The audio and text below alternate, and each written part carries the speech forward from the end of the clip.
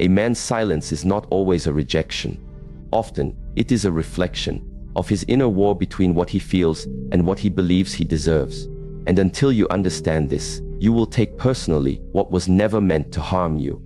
In today's world, craving is mistaken for clarity. We expect that if someone wants us, they must reach out, call, speak up. But in reality, human behavior, especially male emotional behavior, is far more complex. He may crave your presence deeply and yet go silent. This contradiction is not a trick.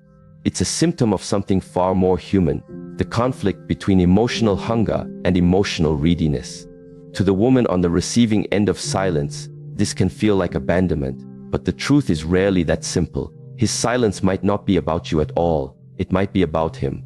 His past, his fears, his inability to translate longing into words, his fear of vulnerability, his unhealed wounds, and even, yes, his awe of your energy. Pause here and breathe. Let this sink in. Because until we learn to decode the energetic language of silence, we will misinterpret silence as absence and miss the truth beneath the stillness. In the sections that follow, we will explore how silence can become a tool for connection if you understand it with wisdom, not fear. Shall we begin? He craves you, yet he is silent. And in that silence, your mind begins to whisper stories. Doubt creeps in. Questions swirl. If he wants me, why doesn't he reach out? If he feels something, why doesn't he say it? What appears to be indifference can feel like rejection, and what feels like rejection can soon become emotional turmoil. But we must learn to pause here, not to react, but to observe. Because in the realm of human connection, especially between men and women, silence is often not what it appears to be on the surface. It is not absence. It is not apathy. Sometimes it is a hidden form of depth. Sometimes it is a mirror of his internal world. A world shaped by experience, pain, and patterns too ancient to articulate. Many men are raised with subtle lessons that emotion is dangerous if not controlled. They are taught that desire must be masked by strength, that longing must not leak into visible vulnerability. And so, even when a man feels a powerful craving for your presence, for your energy, for your essence, he may meet that feeling with silence. Not because he lacks feeling, but because he lacks the inner permission to express it. There is a story of a woman named Alina, who once told of a man she deeply loved. He had been present in every silent way. His eyes followed her in rooms without saying a word. His gestures grew softer around her. He found reasons to linger without speaking his heart. She waited for a confession, a message, a sign, but it never came. And so, she assumed his silence meant nothing. She walked away. Years later, he told a mutual friend, "She was the only one I ever loved. I just didn't know how to show it without losing myself." In this, we begin to see silence is not always a lack of affection. It can be a symptom of inner conflict, of emotional paralysis, of fear so loud that it drowns out the voice of desire. The human brain is wired in fascinating ways. Neuroscientific studies have shown that emotional longing activates the same regions in the brain that register physical pain. A man who craves you may be enduring an internal ache he cannot explain, not even to himself.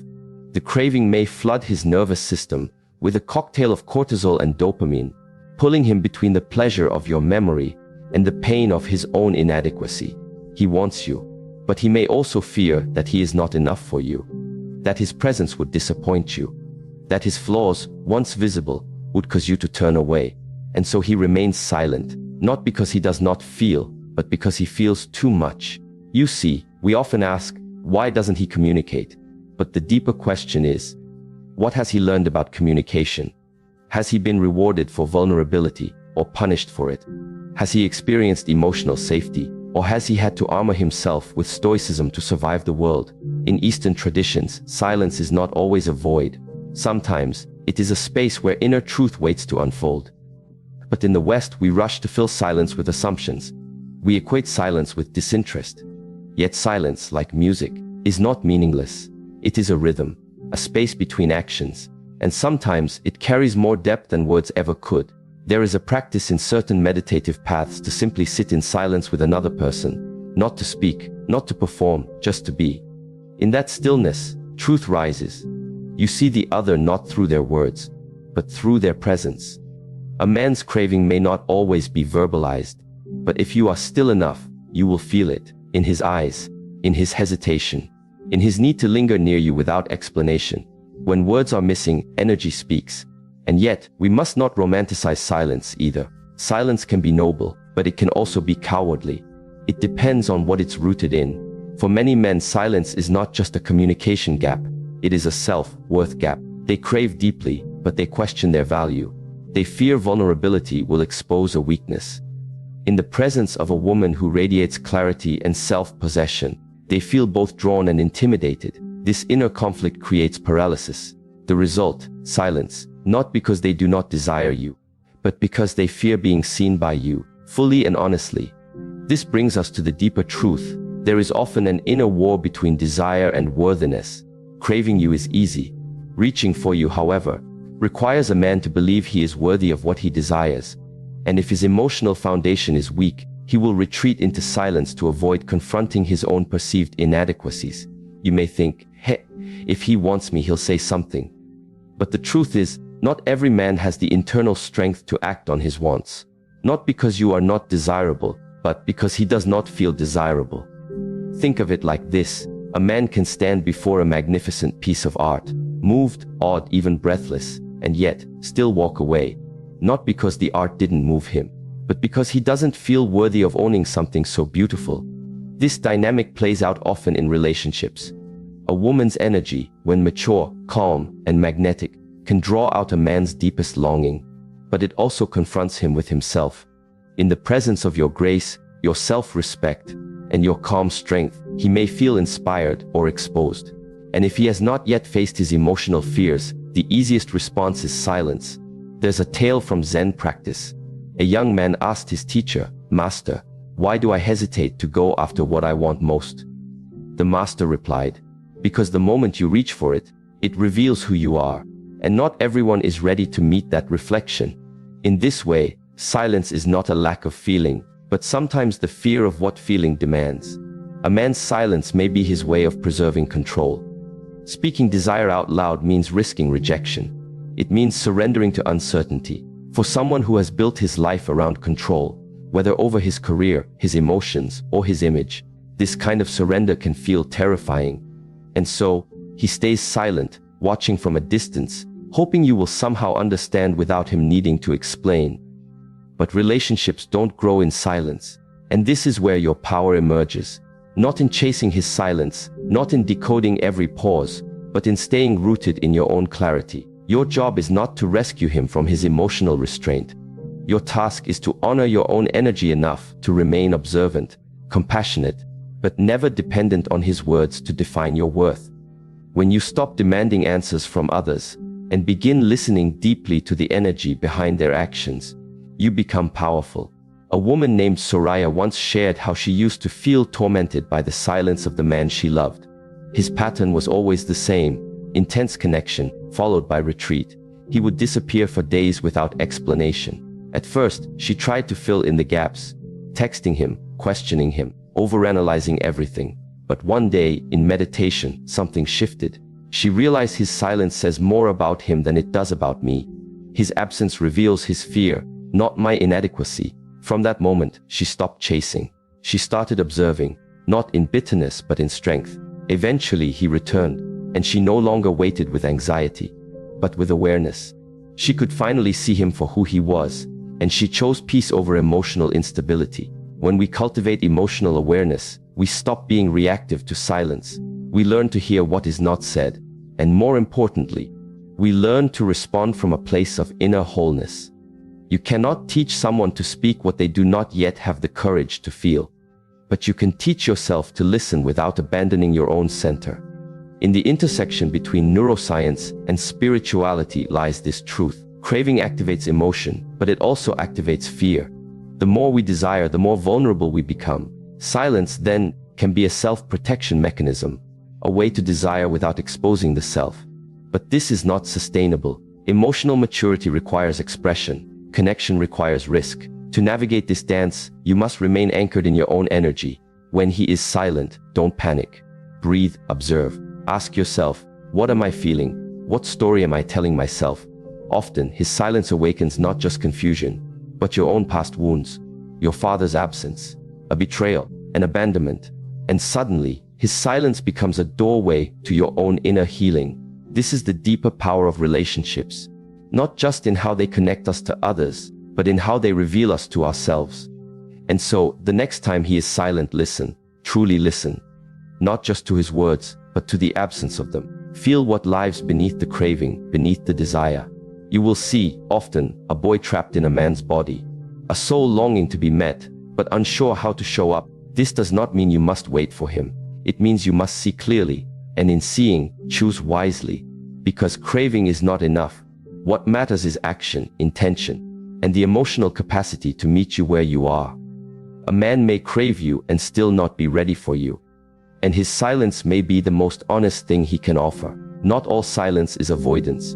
Sometimes it is a signal, a sacred pause, an invitation for you to go deeper, not into him, but into your own stillness, where true understanding begins. There are moments in life when a person says nothing at all, and yet everything in their energy is speaking. Their body remains still, their voice withheld, yet something inside them trembles, vibrates, reaches. What if silence wasn't the absence of communication, but its most honest form? We often look for answers in spoken words, in confessions and declarations. But human beings, especially those grappling with unprocessed emotions, do not always communicate with their voice. They speak through presence, through the way they look at you when they think you're not watching, through the way they linger near you when there's no reason to stay, through the pauses, the hesitations, the sudden change in breath when you enter the room. To understand someone fully, you must learn to listen beyond the noise of their words and into the depth of their stillness.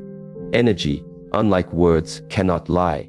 A man may crave you deeply, but if he is not yet aware of his own emotional state, that craving will not come in the form of confident expression. It will come as subtle tension, eye contact that lasts too long, or sudden silence that speaks of a storm within. If your attention is attuned only to speech, you will miss what is most real. There's a story of a woman named Liana. She worked alongside a man for 3 years. He never confessed his feelings, never crossed any professional boundaries, and yet she knew. Every time she passed by, his body language shifted. Every meeting, his gaze would search for hers. He remembered the smallest details about her life, often bringing them up months later. Still, he said nothing. Years later, she learned from a colleague that he had been in love with her the entire time. Why hadn't he spoken? The colleague said he thought she was out of his league. That if he ever told her, he would lose the one space where her presence was still allowed in his life. Not all men who stay silent are indifferent. Some are frozen in reverence. When a man feels that your energy is too radiant, too grounded, too whole, he may fear approaching you in a way that would reveal his own emotional fragmentation. He may crave your warmth but fear that his own unhealed parts would taint it. And so, he waits, watches, hopes, but speaks nothing. This is why it is said pay more attention to a person's energy than their words. Words can be chosen. Energy is instinct. A man who is drawn to you will often find ways to be near you, even in silence. He may not know how to articulate what he feels, but his presence will shift around you. His voice may soften. His breathing may change. These are not just poetic metaphors. They are physiological realities. The nervous system responds to emotional proximity, especially when attraction is involved. When a person is emotionally or energetically activated, their parasympathetic and sympathetic nervous systems fluctuate. This means faster heart rate, shallow breathing, and even increased body temperature. A man who is silent may be overwhelmed not by lack of feeling, but by too much of it. And so, instead of acting, he becomes still. But here's what must be understood. There is a difference between silence rooted in self-awareness and silence rooted in fear. The first is powerful, the second paralyzing. When someone has emotional maturity, they may choose silence not because they are afraid, but because they are observing, integrating, feeling. There is sacredness in this kind of silence. It is a silence that holds space, a silence that listens, a silence that waits for alignment, not impulse. But silence rooted in fear becomes a shield. It says, I cannot face the truth of what I feel. I cannot risk rejection. I cannot allow vulnerability. In this state, craving becomes caged. Expression becomes dangerous. And the person withdraws not because they don't care, but because they don't trust themselves to be enough. We must also recognize the role that upbringing plays in this dynamic.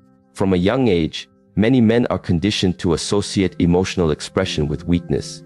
They are taught that being strong means being silent, that being vulnerable means being exposed.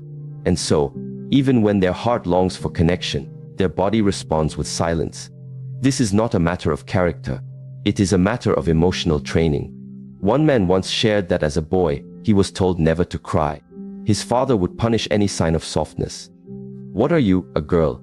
his father would shout. By the time he reached adulthood, he had become an expert at emotional suppression. He could feel desire. He could fall in love. But he could not speak of it. He feared that any expression of emotional need would be met with rejection or ridicule. So instead, he would vanish, go silent, pull away, not because he stopped feeling, but because he didn't know how to handle the depth of what he felt. In relationships, this pattern is common.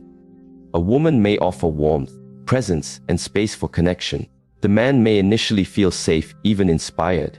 But the closer he gets, the more his inner conditioning rises. The desire to connect triggers old fears of abandonment or failure. And so he steps back, goes quiet, not because he is playing a game, but because he is reliving an internal pattern he does not yet know how to break. This is where emotional discipline enters the conversation. Emotional discipline is not the absence of feeling. It is the ability to respond instead of react. It is the practice of feeling deeply and yet choosing action from clarity rather than impulse. Many confuse suppression with discipline, but they are not the same. Suppression hides feeling. Discipline channels it with awareness. A man who has cultivated emotional discipline may still experience fear, longing, or uncertainty, but he will not let those emotions define his behavior. He may still be silent at times, but that silence will not be confusing. It will have structure, integrity, respect. There's an old saying, a wise man speaks because he has something to say. A foolish man speaks because he has to say something. Sometimes, emotional discipline is knowing when not to speak, but it must not be mistaken for avoidance. True emotional discipline is rooted in presence. A man who is emotionally disciplined will be present even in silence. He will not disappear. He will not withhold as a weapon. He will stand with you in honesty, even when his words are few. He will let his actions reveal his consistency. This kind of man is rare, because it requires self-work. It requires sitting with discomfort instead of fleeing from it. It requires understanding the language of the body, the sensations that arise during moments of intimacy and uncertainty. It requires learning how to breathe through the fear of being seen, not just physically, but emotionally, spiritually. A woman named Farah once said, "I stopped trusting words when I realized how easily they can be rehearsed. But I never stopped trusting presence." When a man is truly with you, his silence will feel full, not empty. You will feel him with you, even when he says nothing. Her words carry a profound truth. Silence is not the enemy, but emotional absence is. A man can be physically present and emotionally absent. He can also be silent and emotionally present. The difference lies in whether his silence is conscious or unconscious, whether it is born of clarity or fear. To cultivate relationships of depth, we must become fluent in more than just language. We must learn to read energy, to feel intentions, to understand that craving alone does not qualify someone to hold space for you. It is not enough that a man wants you. He must also know how to stand in front of you without collapsing into old fears. He must be able to witness your strength without shrinking, your softness without manipulating, your silence without assuming. We must also be willing to reflect honestly. What do I expect from a man's expression? Do I demand words because I cannot sit with ambiguity? Do I chase confessions because I fear silence means rejection? These are not judgments, but questions for growth. Often, the craving for clarity from another mirrors our own lack of stillness within. When you become deeply connected to your own energy, you no longer rush to decode every pause. You learn to stay calm within uncertainty. You stop looking for reassurance and start listening for resonance. A man who is silent yet grounded can create a powerful space for intimacy. He listens deeply. He doesn't interrupt the unfolding. He lets you speak without needing to fix or impress. In this silence, trust can be built, because presence is felt, not proven. But a man who is silent and emotionally disconnected will cause confusion. You will feel unheld, unacknowledged.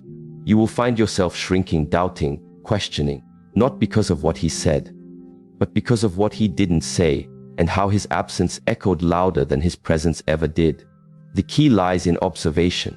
Look not just at how he speaks, but how he listens, how he acts when you are not looking, how he navigates discomfort. Whether his silence opens space for growth or creates distance rooted in fear.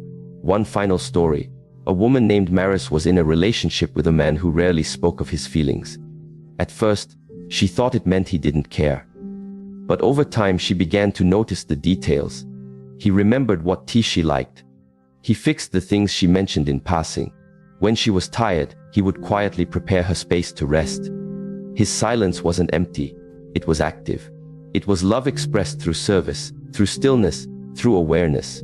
Eventually, she stopped waiting for grand speeches. She started listening with her heart.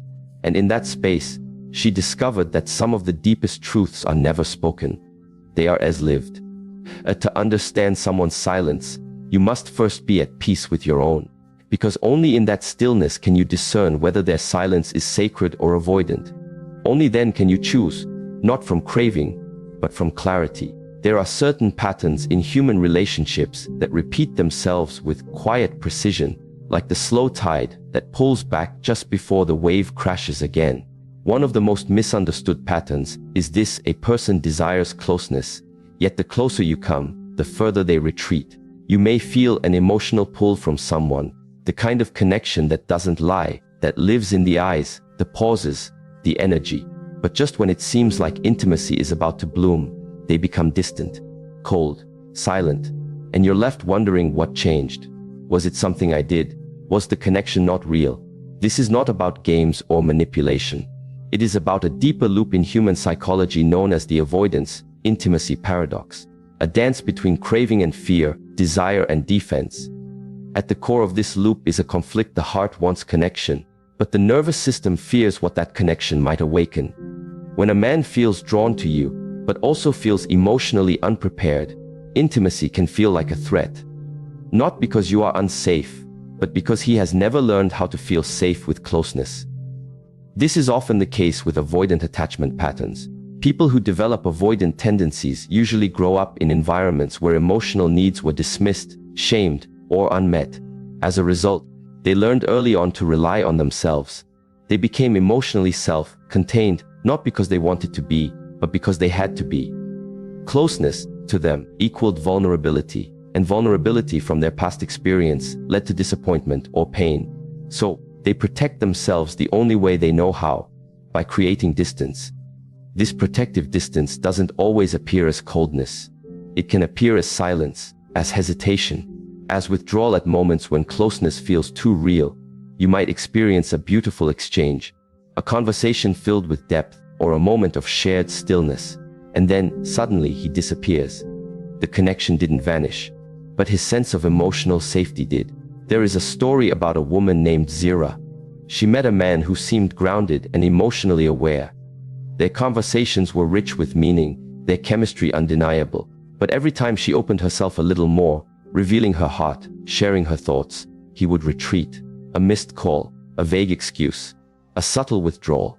At first, she thought she had done something wrong. But over time, she began to see the pattern. He desired her deeply, but her emotional openness triggered something inside him that he didn't know how to face.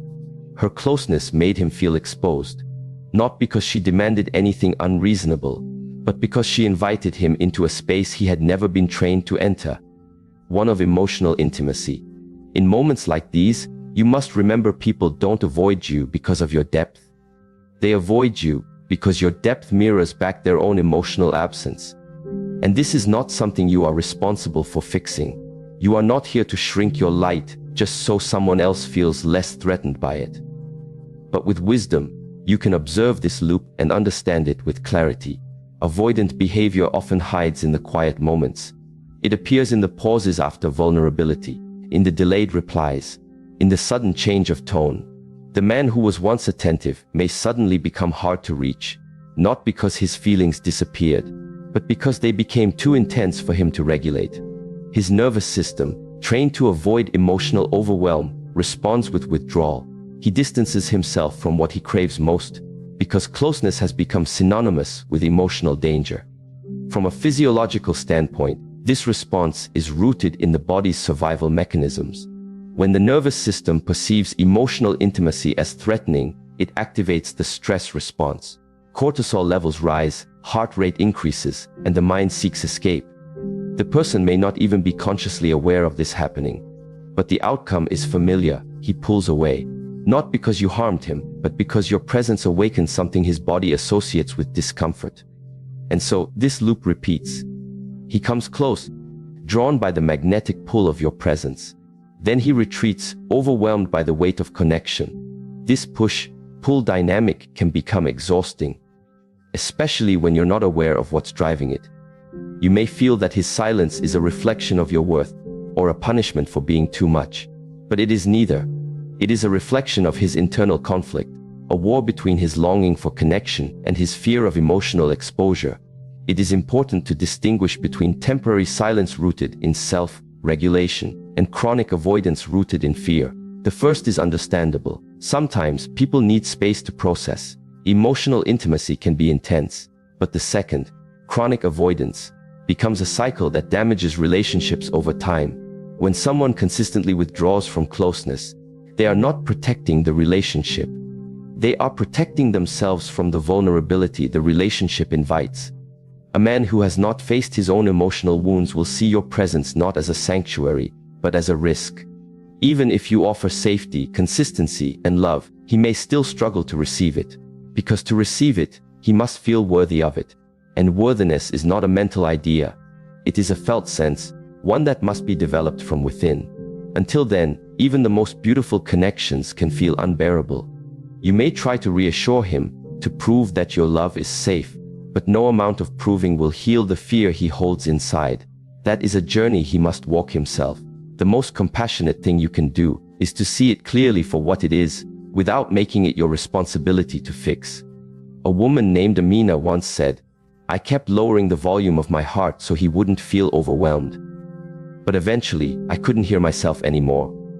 Her words echo a truth many women face. In relationships with emotionally avoidant partners, they begin to abandon their own needs to maintain connection.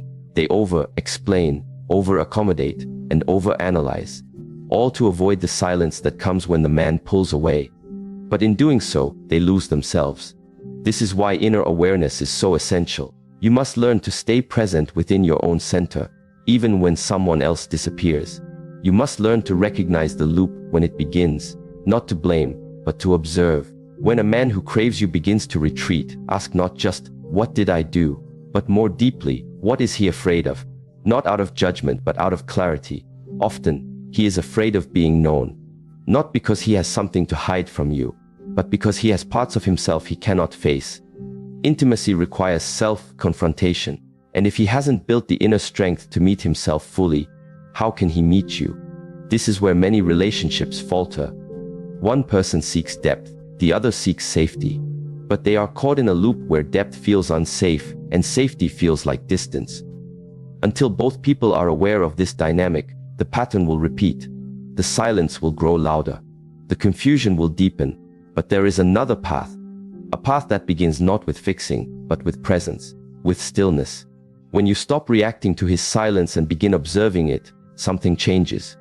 You begin to see the pattern not as personal failure, but as unhealed history. And in that space, compassion can arise. Not the kind of compassion that tolerates being ignored or neglected, but the kind that sees clearly, without attachment. The kind that honors yourself even as you understand him.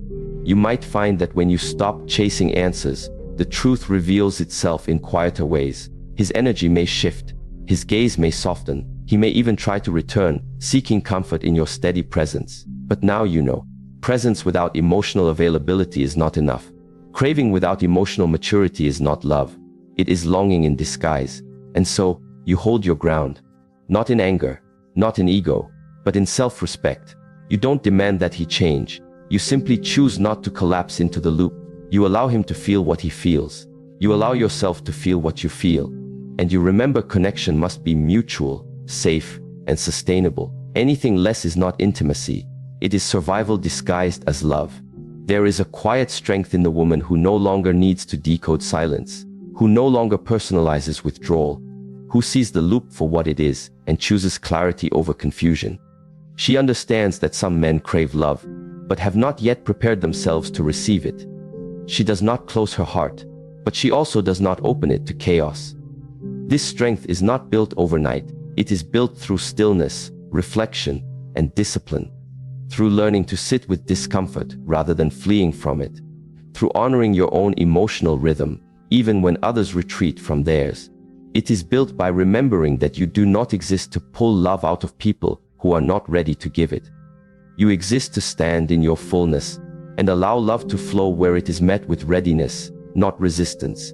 And so when you meet a man who craves you, yet turns silent at the edges of intimacy, do not rush to fill the silence. Let it speak. Let it show you what lives inside him. Let it show you what lives inside you, and from that place choose, not from fear, not from longing, but from presence. That is the path that breaks the loop. That is the path that leads not just to relationship, but to transformation. There is a silence that comes from others that feels sharp, unsettling, uncertain. But there is another silence, far more potent, the one that exists within you. The silence between your thoughts when someone you care about pulls away.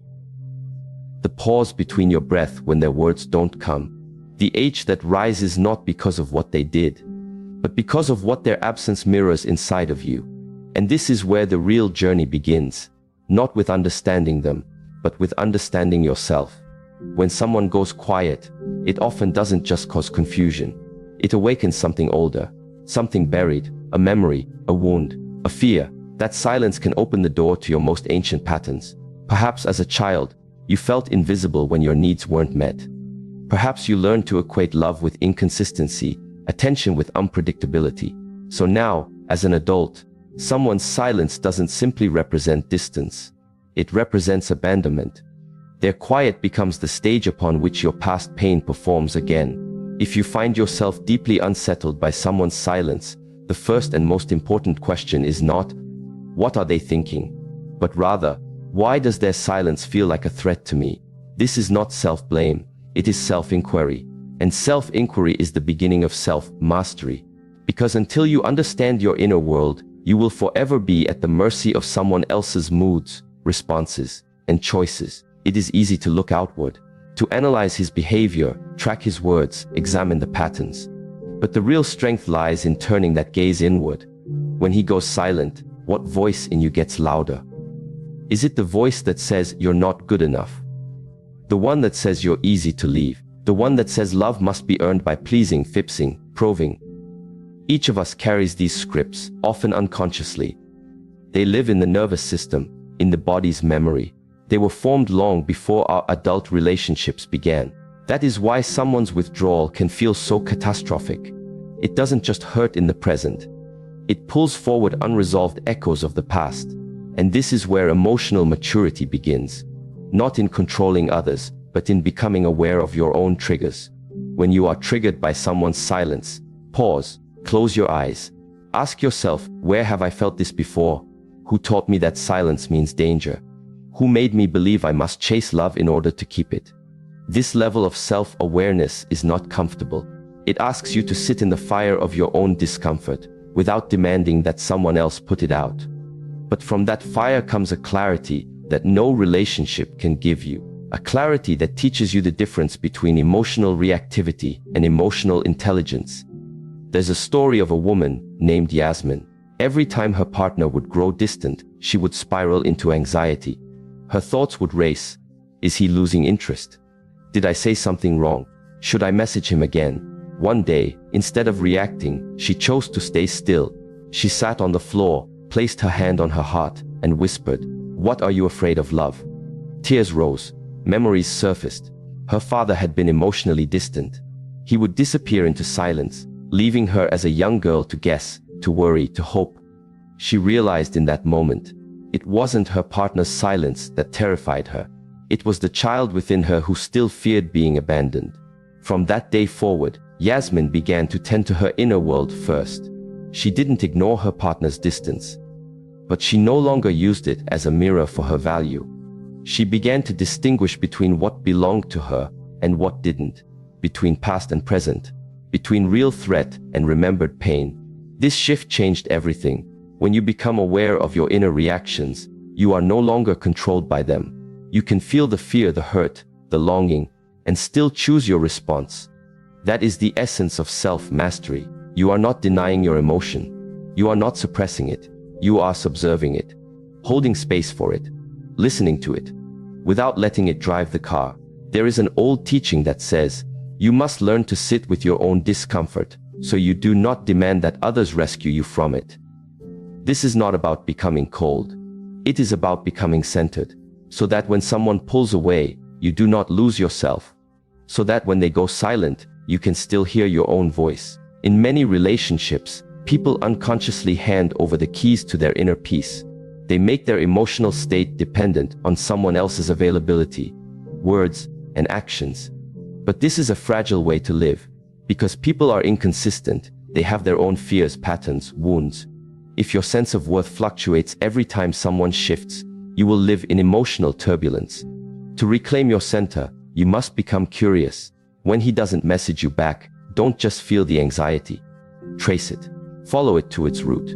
Maybe it leads you to the time you were left alone in your room as a child, wondering if anyone would come.